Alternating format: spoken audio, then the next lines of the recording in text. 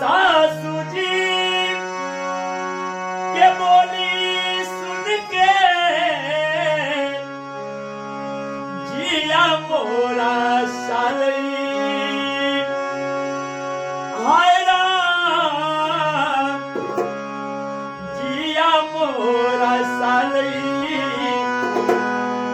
छोटकी नदी रे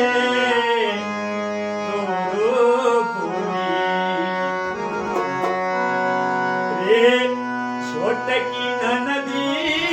रे तोरो गोरी हमरा ना सोहाय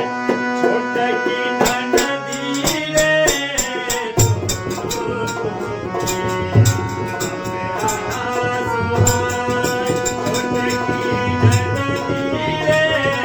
तोरो गोरी हमरा ना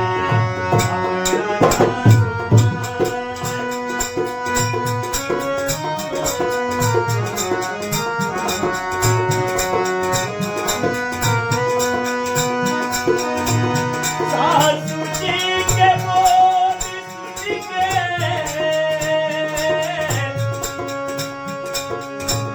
जिया मोरा साले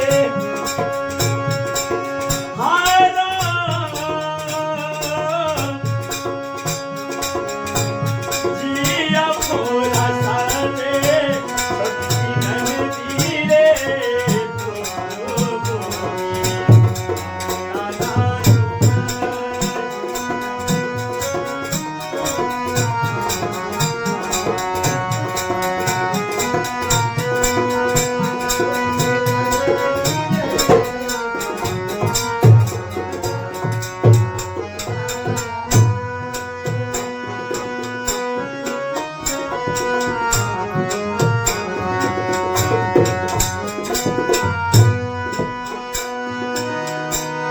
सब साथ छूटे चोरी सबके हो छूटे चोरी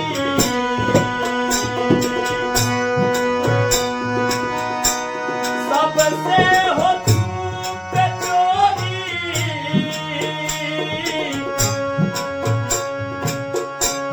सबसे हो छूटे चोरी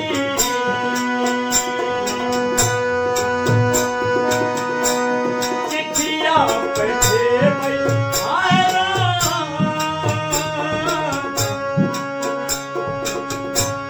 चिट्ठिया पे भेजै छोटकी नदी रे पिया भागे बहुत ही सुंदर पूर्वी अपने सबके बीच प्रस्तुत करिए हाथ और श्री सुदामा जी के वादन में हम ये पूर्वी गीत गाय रहिए हाथ आहा सब जरूर प्यार दुलार देवे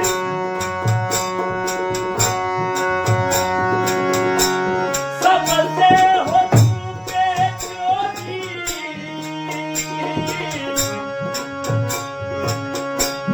चिट्ठिया पे भेजै हाय राम चिट्ठिया पे भेजै छोटकी नदी रे पिया भागे